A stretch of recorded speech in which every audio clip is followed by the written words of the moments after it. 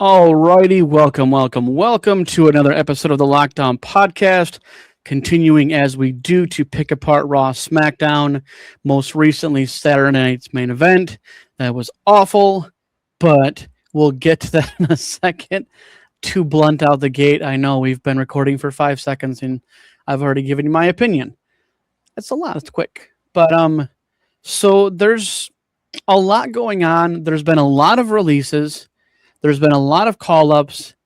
There's still no definitive anything from Mr. Never Seen 17 about this stupid, dumb, freaking John Cena classic, as if we don't have enough going on.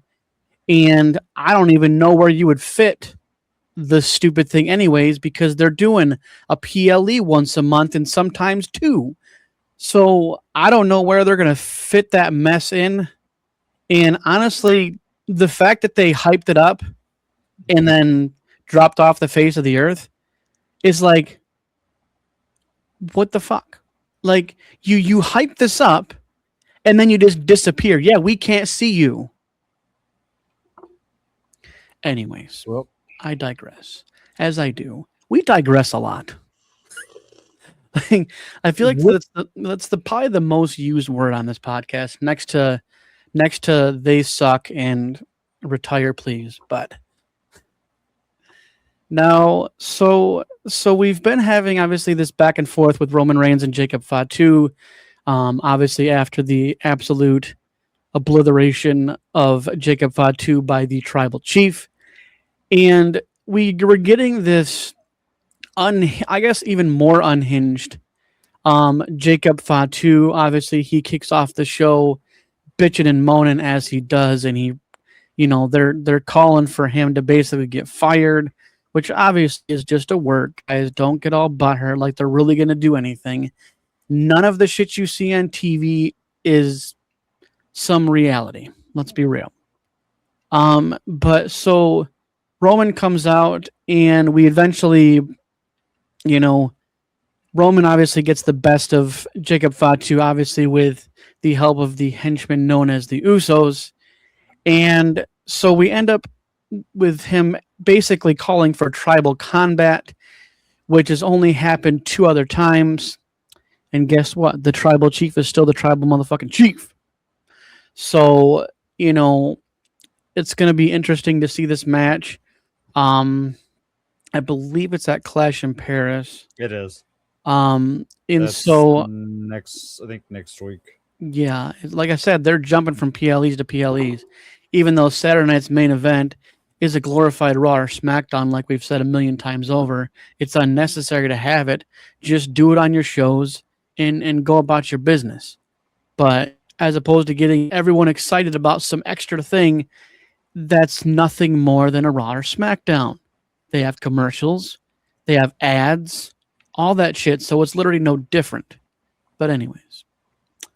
So we've been on the cusp of obviously JD McDonough obviously essentially getting excommunicated, I guess, from the Judgment Day, and we basically are going to get subjected to basically see Finn Balor versus freaking groups of the Judgment Day for probably the next 6 months. I hope it's less. And like I said last week, I really hope Finn just goes to the other show, goes to SmackDown, and goes and does his own thing, much like when Rhea and Damian did the same thing,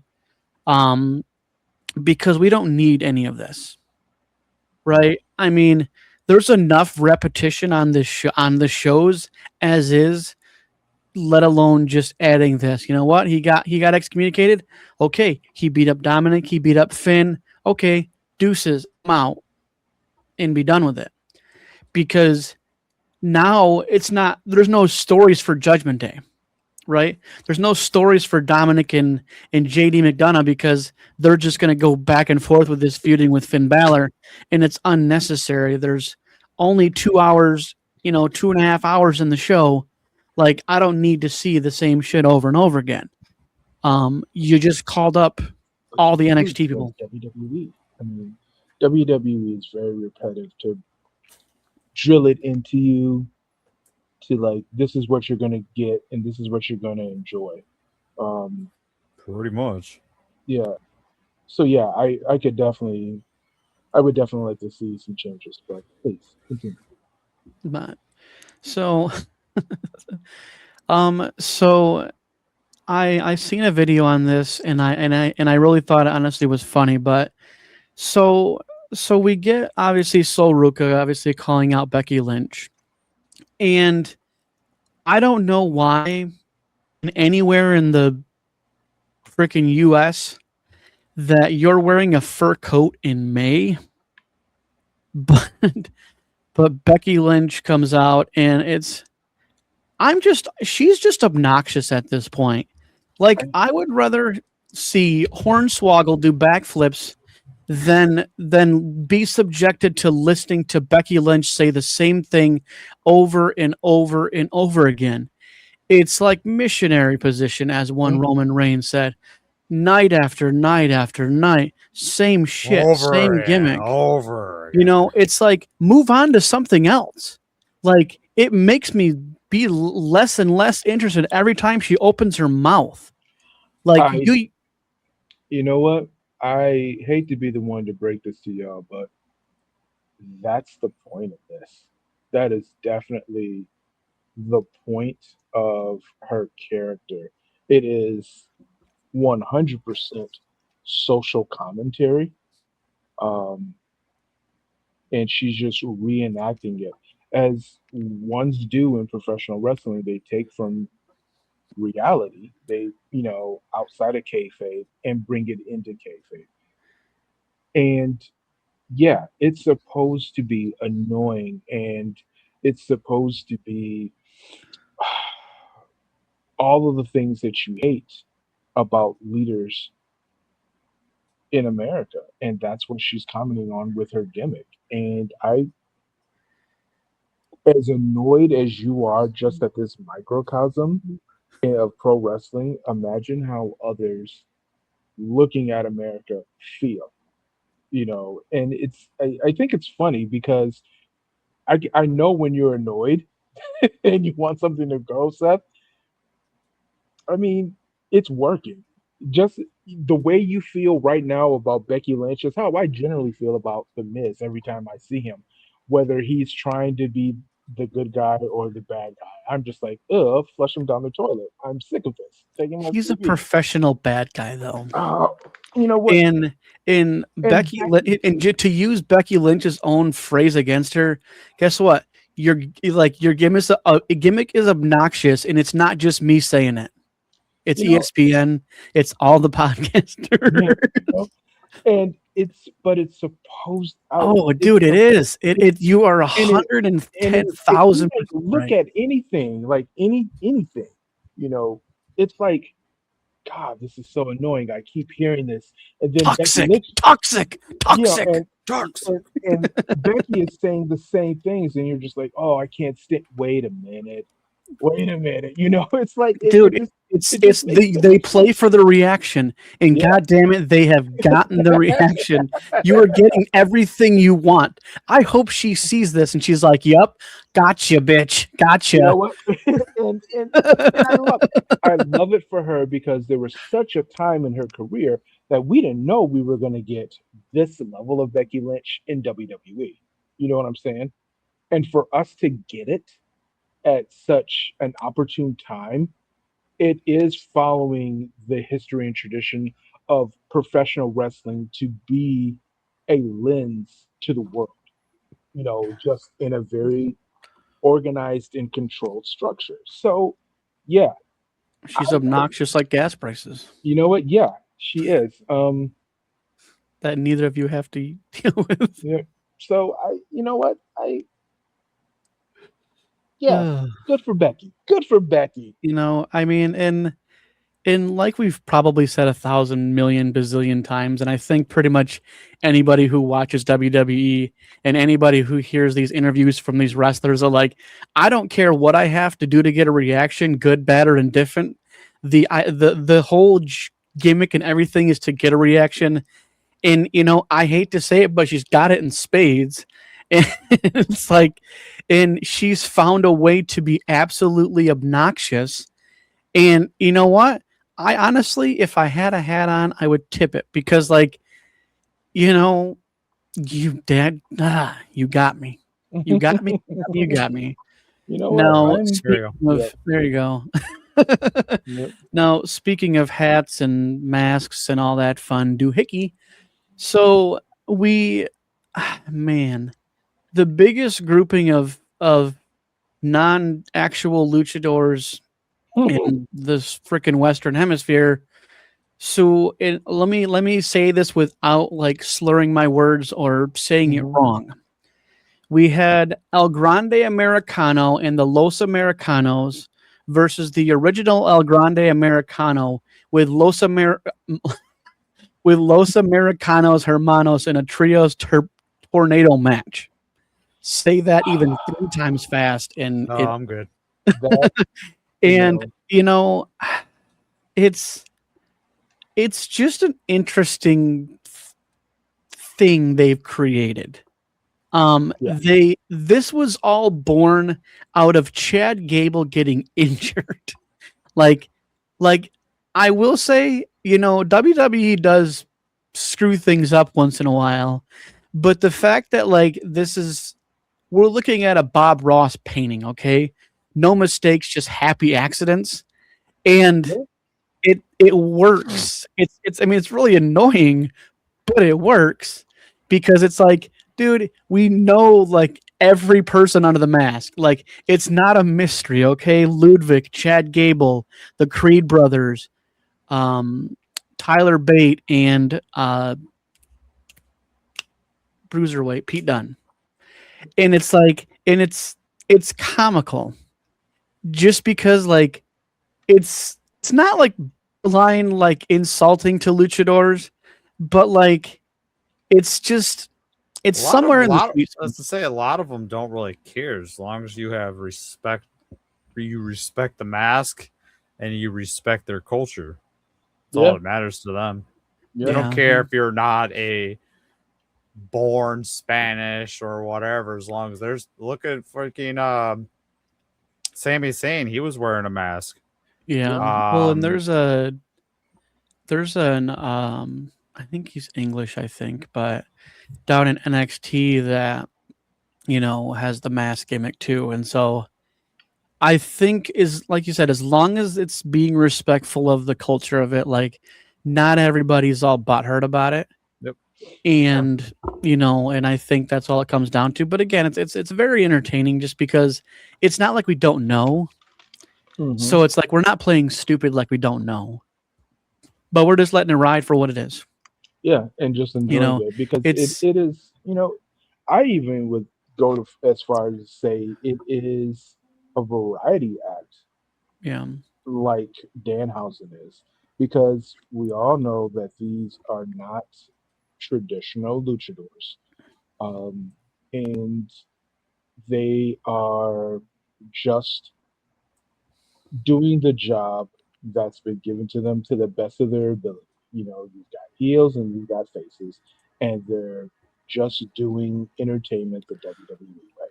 And I don't think it's a bad thing until there's evidence to show me elsewise. But if people are enjoying it, yeah, let's go, let's do it, and especially the reception that um, El Grande Americano, the tall one, got when they had a meet and greet, which was spectacular. I thought that was he did an amazing job.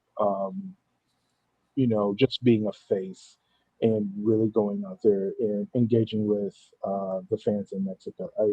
Well done. I think I think well done. Well done. Can't. Yeah.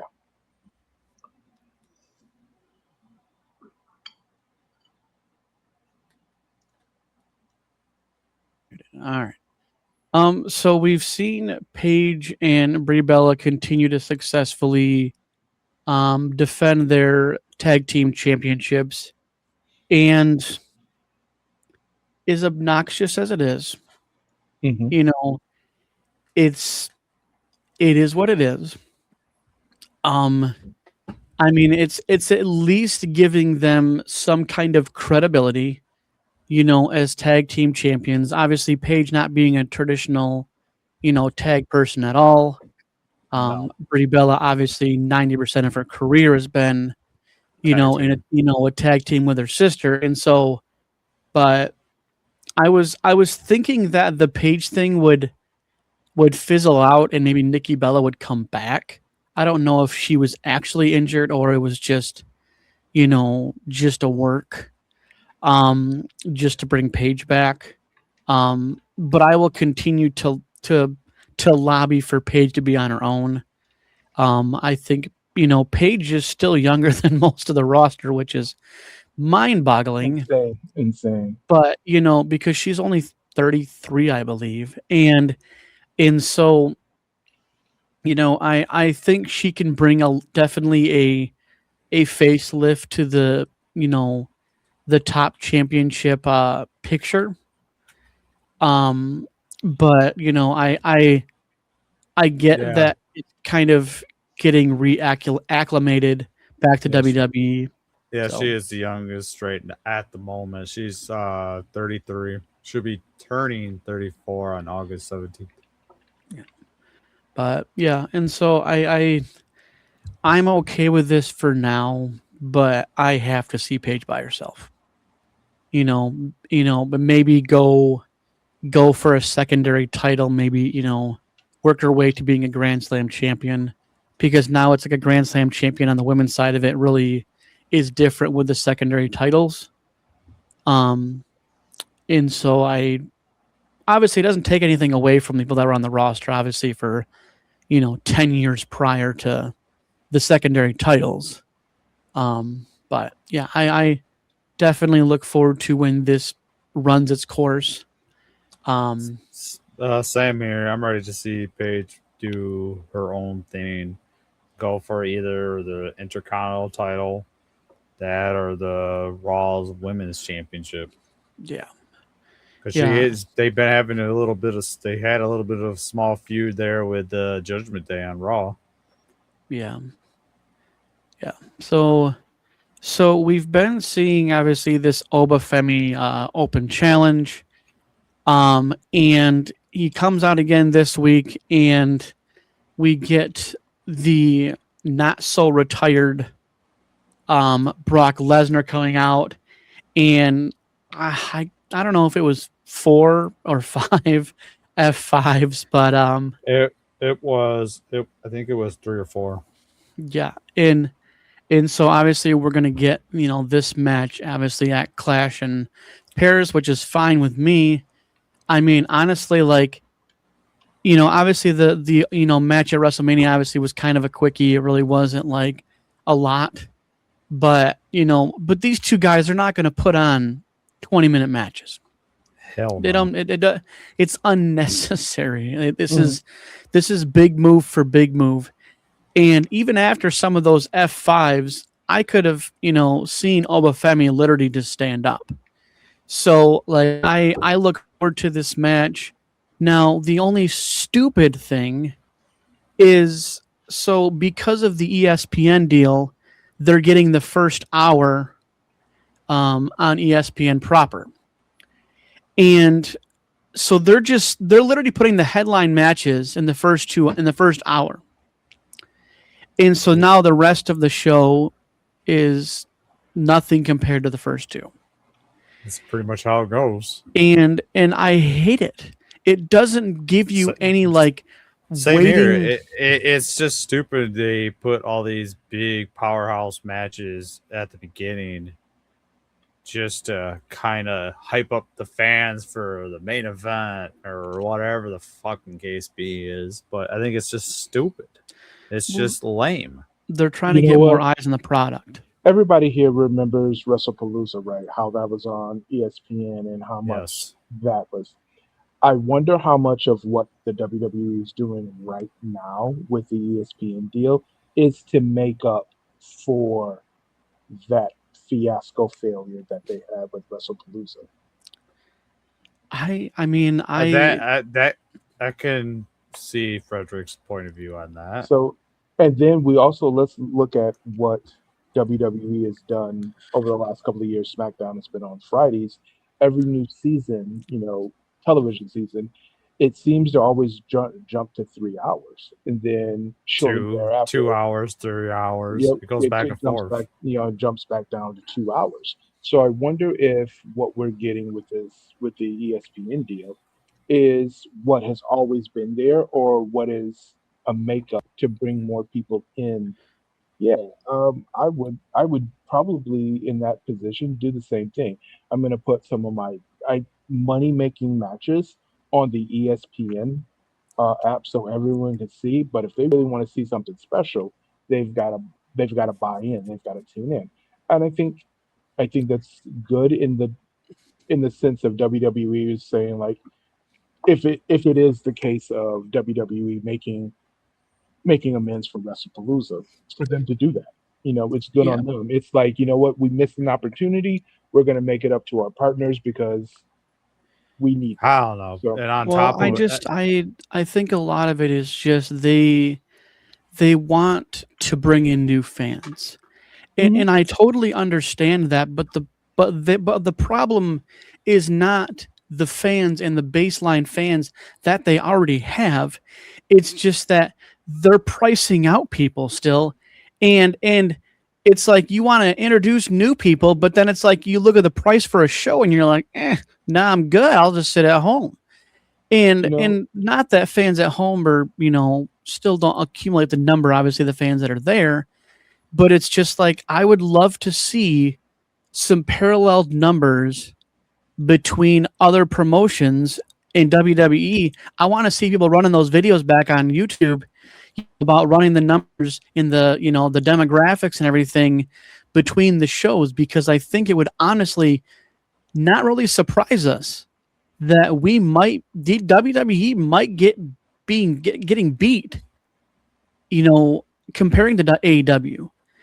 And I would love to see someone really go back to those videos where they would really dive into the demographics and the numbers, because people, and it's like WWE's been boring.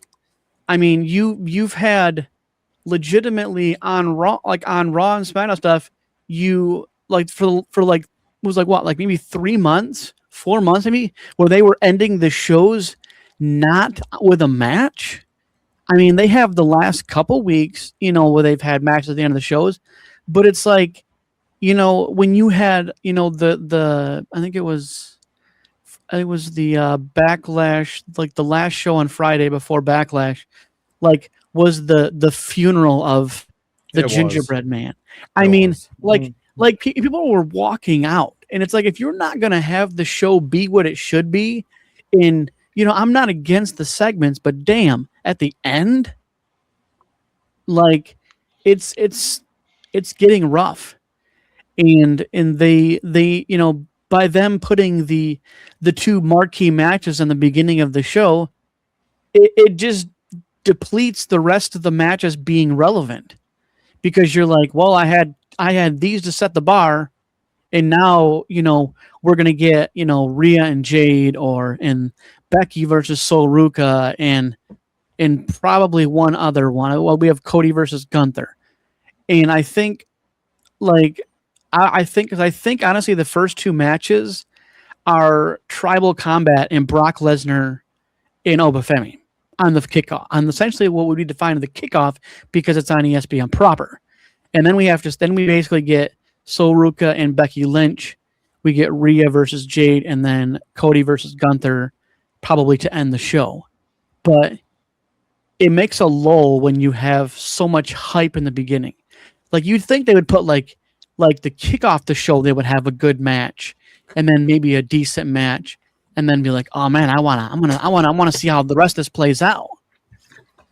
well, they know their product incredibly well, and they know for a fact that no one is probably the demographic that's going to watch is going to watch those two matches because they are established stars, right? Um, they are not going to stay and watch. They're not going to come to ESPN and watch Rhea and Jade on the kickoff show. Which, not saying that it shouldn't be on the kickoff show, but not saying it should be. They're not going to watch that match. Cody and Gunther, perhaps, because Gunther is um, from that part of the world, that part of the world. So maybe, but everything else, if they want to drag them in, um, I think this is how you do it, and you start with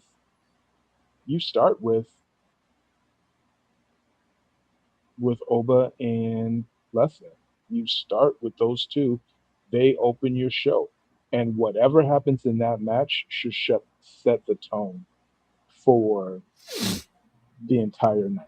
Whether it's surprises, title changes, um, yeah, you know what, I I don't mind it because if that's those two matches is what it takes for you to watch the rest of the card, and buy into WWE or ESPN, yeah, let's do it. You know what? It could be a lot worse. It could be something along the lines of, yeah, you get those two matches, they're at the end of the night, and everyone's dead tired. No one wants to see, these two powerhouse matches. One is going to be shorter than the other, but no one's going to stay up or no one's going to tune in, to watch those matches. And besides, both Roman and Brock are trying to get in, do their job, and get out, as fast as possible.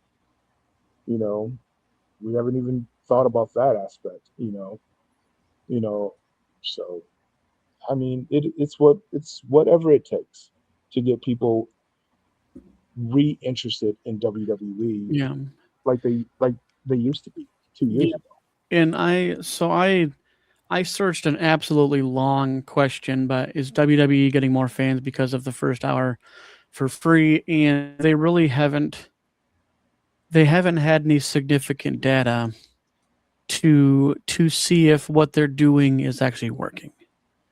Obviously, like, this whole, I literally, it's a whole thing. But basically saying what we're saying about obviously trying to, get new fans, but the only thing it seems to, just from reading, I have like a whole freaking goddamn webpage. But basically the what I'm gathering is that they're getting new fans for the first hour, but they're not getting anything after that. Um and so I think it comes down to they need to figure out how to keep those fans watching. And like for me, like I bundle with ESPN, so like I have like Hulu Live TV, plus I have Disney Plus and I have ESPN Plus, and like I pay $100, right? All of that, right? So like that's not a terrible price, but I feel like they need to figure out how to advertise the bundle stuff, because I feel like if they advertise the bundle stuff and they start making it knowledgeable how to save money versus people bitching online about ESPN Plus being $30 a month, they need to shift that, because for all intents purposes, I mean, they could present more people to, want to get the ESPN Plus in the bundle, because then essentially it's not as egregious of an expense. If you're a person that has live TV in general, maybe I'm just doing an ad right now. I don't know, Mhm. but anyways, I digress. Obviously, end of the night of Raw obviously ends with Seth Rollins and Austin Theory. Obviously, in typical fashion, um, Braun Breaker does what Braun Breaker does. Now, over to SmackDown. No, I I like the consistency with having Fatal Influence kind of interject their way into storylines, and obviously, getting a match obviously later on in the night. And I still, and maybe I mean me, no. But I still do not buy that, they're all that much of a threat. JC Jane still really seems like she's not stepping her game up, I guess you could say, because they're running the same thing that they ran on a low level product and bringing that to the main roster. And for me, just because again I've watched her for years and years on an NXT, is I feel like that she's not standing out still. It's still the group mentality. I don't do a lot by myself. I don't have this strong like singles presence. She always functions in a group. And it's like they're just kind of running the same recipe, and it's like, it's good that she finally made the main roster, but like I feel like they need to update her character a little bit, because you're on a broader show now, and not that NXT obviously doesn't get viewership, but this is the big times. I hate to use Becky Lynch's freaking words, but like, welcome to the big time, right? Like the main roster is the big times. And so like, I feel like there needs to be a little bit of update on the character development. She needs to do an update a little bit. And it's not that her character isn't working. I just feel like there just has to be something a little bit different than she ran for, all those years in NXT. But she's young enough where she's malleable, where she can, take the criticism. And I feel like, she's very intelligent. She was in NXT for like 3-4 years. So like she had plenty of time to soak up knowledge. So, and nothing against her. I don't really have anything negative. I just, again, I just think that, a little bit of tweaks here and there. And I have no doubt she'll be a future, champion, period. Because you have this massive, rollout of NXT to the main roster, and it's been fun to watch just because a lot of people just see these people as, who's this? And so like, I feel like people really need to at least be a little bit into NXT just so you can kind of, figure out who these people are when they're developing in their characters and when they're honing in the craft of professional wrestling. But yeah, so nothing bad to say. Just, feel like there's little tweaks. Now, if WWE could tweak their creative, we'd be better off. But so we get Tama Tonga versus Shinsuke Nakamura. This ends how it all knows it would end. We basically get Tama Tonga basically stomping him out and basically proving his loyalty to the MFTs, even after essentially the weeks and weeks and weeks of exchanges between Shinsuke and Tama Tonga. And this is pretty much the same recipe as they did with Judgment Day and Roxanne Perez. Repetitiveness. Prove your loyalty. We thought you were on the fence. Repetition. And that's WWE creative for you. They're just going to they're literally going to take the same recipe, same thing, just run it back with a different group and present it in the exact same way. But it is what it is at this point. I feel like WWE is on cruise control right now, and I don't think anything's going to change anytime soon, unfortunately.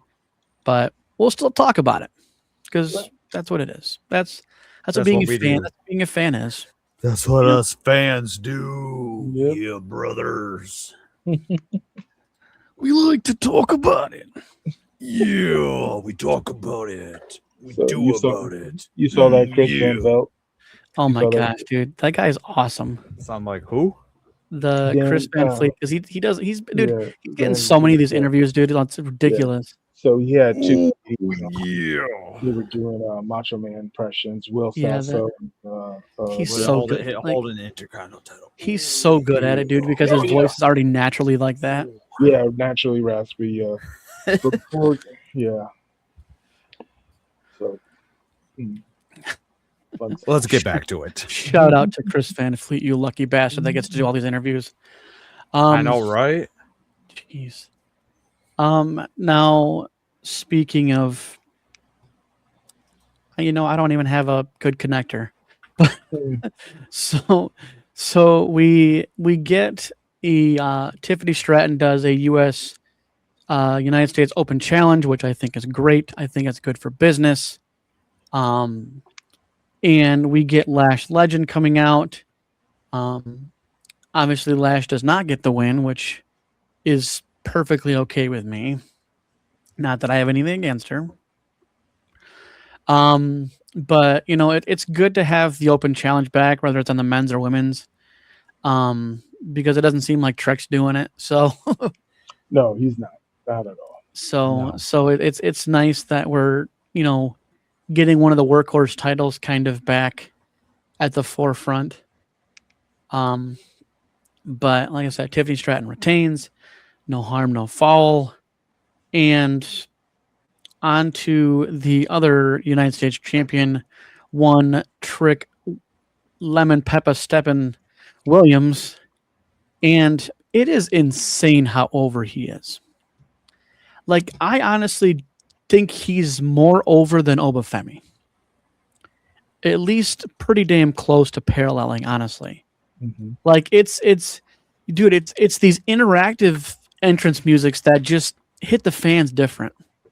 Oh, his entrance music, man, I love the freaking beat to it. Well, it's because it's from a Kendrick song, from Family Ties, I believe was the song. But that's basically the beat he wanted, so that's kind of what they rolled out for him, and it works.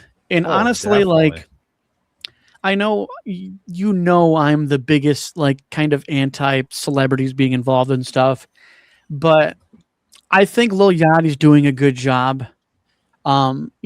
Just speaking enough to know that he's there, but kind of still being a kind of second fiddle to Trick Williams. And so I think how he's positioned within the Trick Lil Yachty kind of connection thing. He's still kind of a background character to Trick Williams, and I think he's involved enough just to say he's there. But so after all the chatter, obviously we get Carmelo Hayes coming out and obviously having an exchange and saying some very fun things of, basically, Trick, you don't answer to nobody. Since when are you going to let someone talk for you? And obviously, and I think those kind of things, like those little liners, like little one-liners like that, because it's been used before. Pretty much anybody who's ever had a manager, literally, everybody's used this line. And so obviously we get an impromptu match between Trick Williams and Carmelo Hayes, and overall good match. Carmelo Hayes is always impressing. I've been very high on Carmelo Hayes for pretty much since NXT, obviously coming into the main roster. There's a lot there. There's a lot of potential there. But it comes down to creative, giving him good, compelling storylines. Yeah. Obviously, out the gate, obviously being the United States champion was exciting. I didn't like the repetitiveness of the matches with him and Ilya Dragunov, but he was a good champion for, I believe it was 8 weeks or something. But defending it weekly, which, is more respectful than just holding on to it and talking about stuff. Yep. So now, the whole confrontation we got earlier, obviously, between Fatal Influence and Rhea and Charlotte and Alexa, ends up, Alexa basically ends up saying, well, you guys got some kind of issues you need to work out. And so it was Rhea and Charlotte that tagged together against Laney Reed and Fallon Henley. And they get the dub, but they don't get the last word as Jade comes out with her goon squad and attacks them. And obviously, Jade gets the jaded on Rhea Ripley. And yeah, I think honestly, Jade playing the chaser is better than her being the champion. She's done more, and I feel like her character has been better with B-Fab and Michin obviously by her side being the chaser than she is the champion. I think her being the chaser and basically kind of, getting her finisher on someone or, breaking up a match or interrupting a match, I feel like that shows more to me than her just walking around all willy-nilly doing nothing with the title. Yeah, so I like that, she's definitely impressed me as far as, being the aggressor versus just walking around being champion, not really doing a whole lot. So, and that's a lot coming from my lips because the guys to my left and right know full well how much of an asshole I can be. So I'm giving respect where respect is due to Jade Cargill, and I will move on. Because beforehand, these guys know me too well, and sometimes my brain just skips the thought process and just comes out of my mouth. So I say some outlandish things. So I'm just gonna move on. So we get Solo Sikoa versus Damian Priest, which I feel like again is just a repetitive nonsense because it's like 1 week it's Tama, 1 second it's Tala. So like it's I'm all for Damian Priest being on TV, but I feel like these constant singles matches against the MFTs doesn't do a whole lot. Now, I don't know how or where R-Truth is, but I feel like by the looks of it, we're going to get a Damian Priest and Royce Keys match. Obviously, Royce Keys trying to help out and thwart off the MFTs from beating the crap out of them. But I feel like Damian and Royce Keys, I believe we might get it this week. They need to get it out of their system. And I think this is a partnership that could come into play. Maybe we get something down the road with R-Truth, Royce Keys, Damian Priest versus the MFTs at some point. I think, they just need to work out their differences in the ring, and then move forward. Now, I'm not going to hold back on this, but I think, actually, I know I'm not the only one saying this. We're over Cody Rhodes. Like, I've never been so bored with someone as Cody Rhodes. Like, same matches, same things, just over and over again. He gives the same speech in the ring. He gives the same speech in back. It's like his cue cards have dust on them because they've been using them so long. And so we get Cody versus Sammy, whatever, for the championship, which we know Sammy wasn't going to win. They never play this out. They'll always have a championship match knowing full well it's not going to win because they have the bigger match on the next PLE. But I definitely think Sami Zayn needs to go heel, period. Not nonchalant, not one step in, one step out. He needs to be a full-fledged heel because what he's doing right now is kind of toting the line. at the end of this match, obviously you had Gunther choking him out, and Sammy's just kind of looked, and he's just kind of like, "Meh, yeah, I'm good, deuces." And I feel like in order for Sami Zayn to break this pattern he's on, he needs to change his character. And I think that will be detrimental to him moving forward because he's always viewed as the underdog. He's always viewed as soft. He's always viewed as just, you pass by him. You don't look back. And I think he just needs a makeover. I don't know what that entails, but I just feel like he's been running the same ship for so long that I feel like, his character is to his own detriment. But yeah, so I mean, I don't know. I find some validity in that. I think we all want to see Sami Zayn be world champion, but does he have to be a heel in order to get there? You know what I'm saying? Can't he just be the underdog, underground guy who somehow claws his way to a championship? I mean, he'd already be champion right now at some point already, if that was the case. It True. kind of reminds me of what I just recently heard about Arn Anderson's booking and positioning. He's so highly respected as just a legend, right? But he was never the top guy. You know what I'm saying?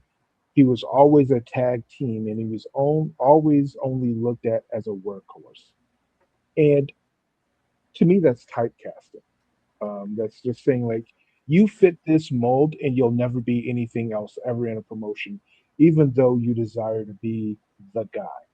And Sami Zayn has always been like positioned as an Arn Anderson guy, but just one or two steps above Arn Anderson. He's fantastic as mid card. He's believable. You can get behind him. I There's mean, just something lovable about Sami Zayn, and you admire it. But but I mean, like no one else 13 looks years, like man. and it's like You've seen a lot of, like Cody had to change his, whole everything, to become that person worthy of a championship. You've seen it time and time again, in the history of WWE, WCW, ECW, Ring of Honor, TNA. It's something that's been repeated over time for the length of professional wrestling, is that eventually you might have to change something up to get to the next level. I mean, I don't know. I if Sammy was going to be champion for being the underdog, he's been with WWE for 13 years. He's been wrestling for probably 20 plus. And so, he's been kind of the same person the whole time. And me personally, I think that something needs to change in where, much like him walking out of the ring and saying, yeah, not my problem.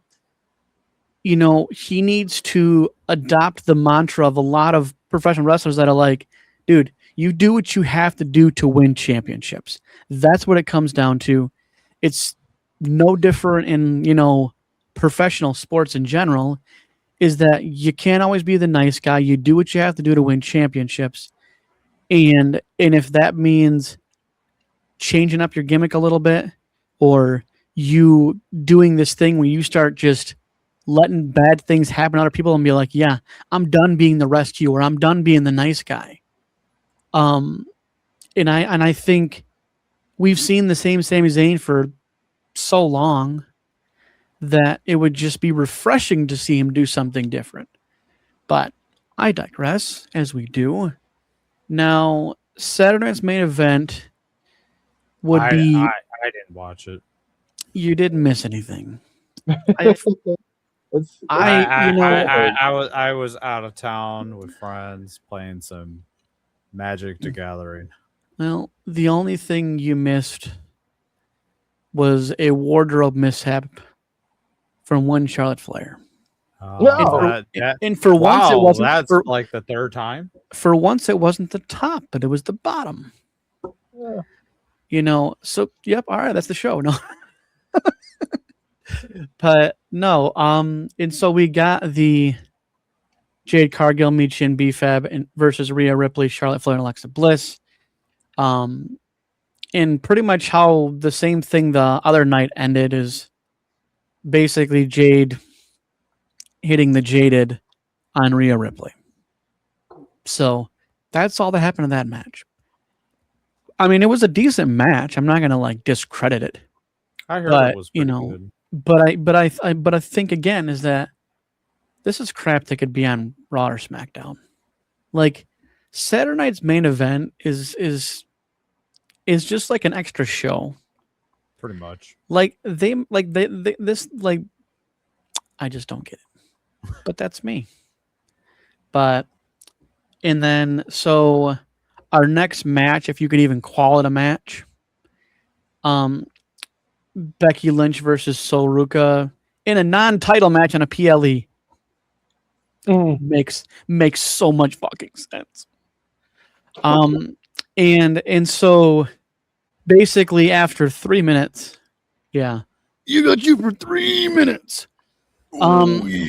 And so that's all it was. And basically Becky knocks Jessica Carr into Sol Ruka. Sol Ruka hits her, blah, blah, blah. Yeah, You with know, Soul matches a Smasher. matches a disqualification after 3 minutes. Like they could have done this shit on freaking Raw or SmackDown and said, yeah, well, and so obviously we're gonna get this actual chip match at Clash in Paris, which duh. So Yeah. you know, I mean it's predictable. Now I will say so we had the Intercontinental Champion Penta versus Ethan Page, and just a straight up good match. Like I really have nothing bad to say about this match. I think, you know, they both had, you know, got their moves in. They both put on a good show. And these are the matches I like that are just they're just good matches. No tomfoolery, no nonsense. Just a good match. But Penta does retain, which I'm perfectly okay with. Because we know Penta's a fighting champion, and Ethan Page would not be. So, you know, so I'm happy with seeing, you know, these champions defend their title, you know, and don't feel like, oh yeah, no, I'll defend it whenever I want, because we've seen that freaking recipe a bazillion times, Mhm.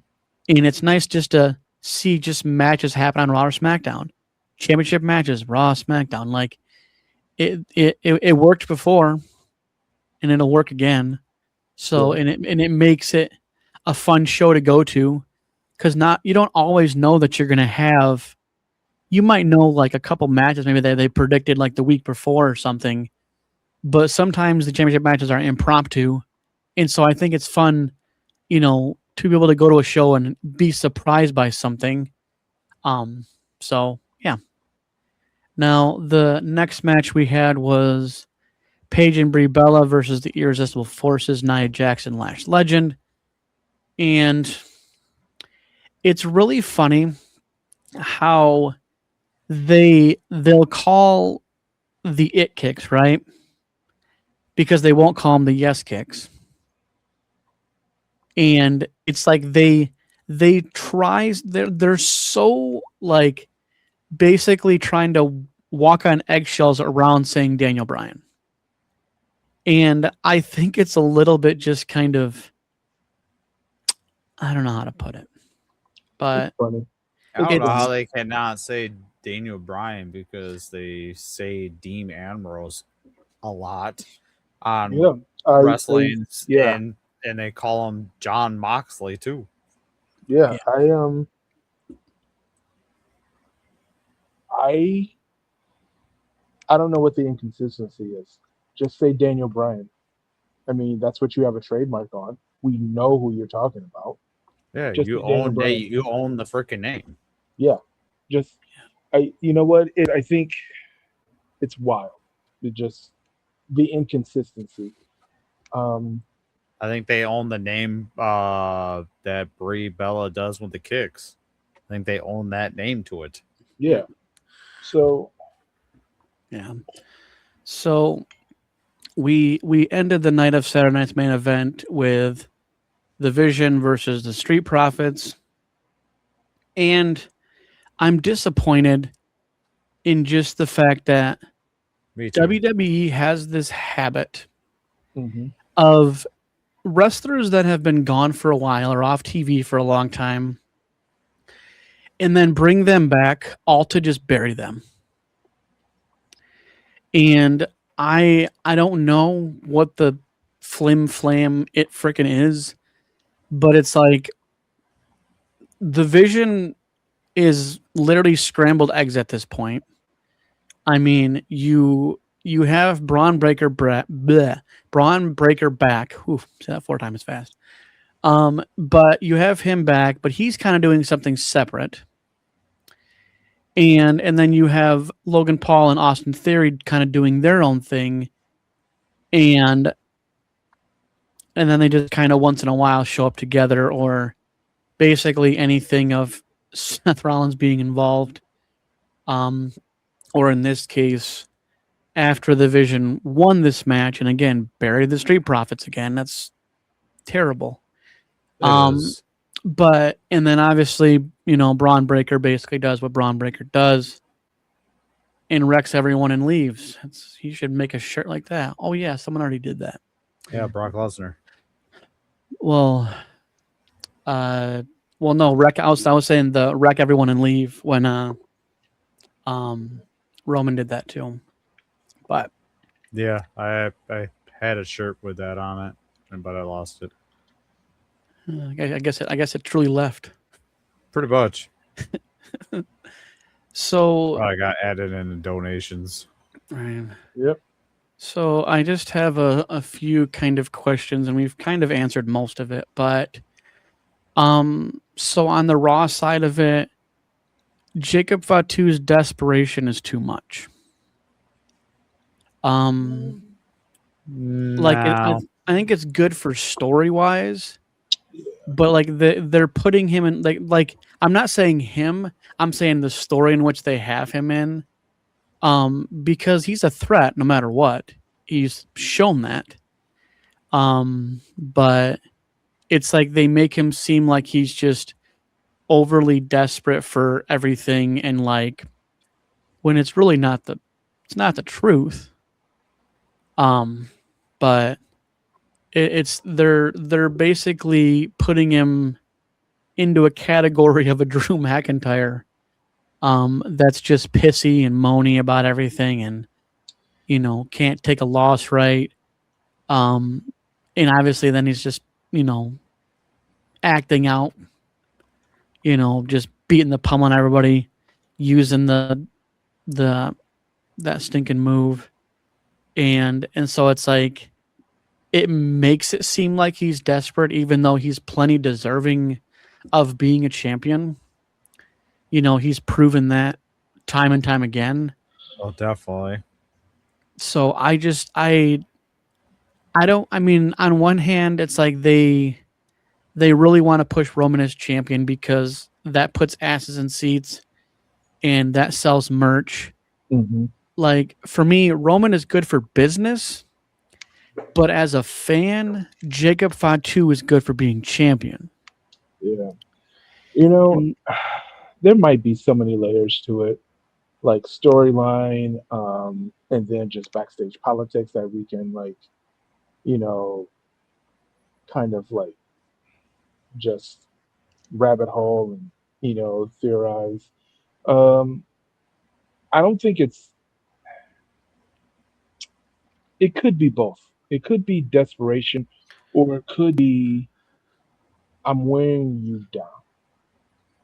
I, for this next clash in Italy or wherever they're going to be, I think I see Jacob winning and the championship not being on the line. It's just It's just tribal conflict combat. So I could see Jacob win, and I think that would be good for this storyline because it sets up a future championship run with Jacob Fatu as champion. But we gotta. I don't know. I don't think it hasn't ran its course, and I think there's still some twists and turns in this. We could see another Fatu show up. We could um, we could see Roman's disappearing after a loss like that. We could see a new challenger, just come out of the woodwork, um, saying like, "Hey, well done, Jacob. I'll take it from here." You know, like this being Yeah. a giant setup. You know what I'm saying? It's Jacob is doing it for his family, but and that's commendable. Roman is saying, he's doing it for everybody, but it's like, how come Jacob can't do it for everybody? Right. You know what I'm saying? So it's like there's so many different layers that they want to start like showing, but they really can't show their hand with it. Um, and I think they're just going back to the drawing board. They knew that the bloodline storyline worked so well for getting eyes on the product, and I I think this is another way of doing it. Yeah. So another, I mean, I had a couple other ones, but I think we've kind of answered them. But um, so we talked beforehand about this whole Brock coming back, to face Obafemi. Obviously, supposedly retiring, and he was said he was, there was multiple things saying he was retiring and retired. He put his gloves, his shoes, everything, left on the mat and everything.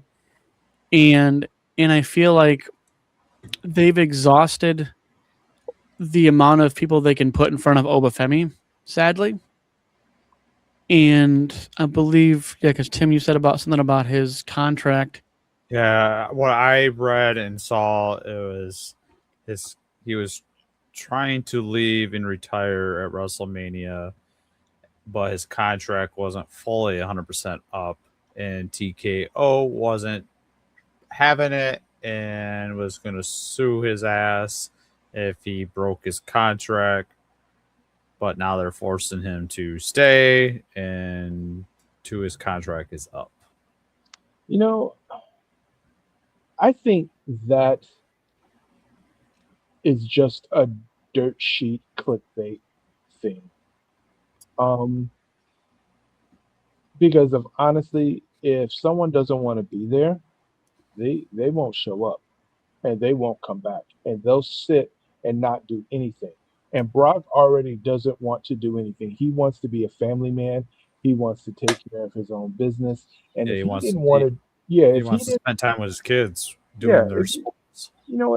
if he didn't want to be a WWE superstar anymore, he would go. I think that is a leaked story for dirt sheets and online forums and things like that for people to have something to talk about. When reality, his retirement was a work, and we all fell for it for the most part.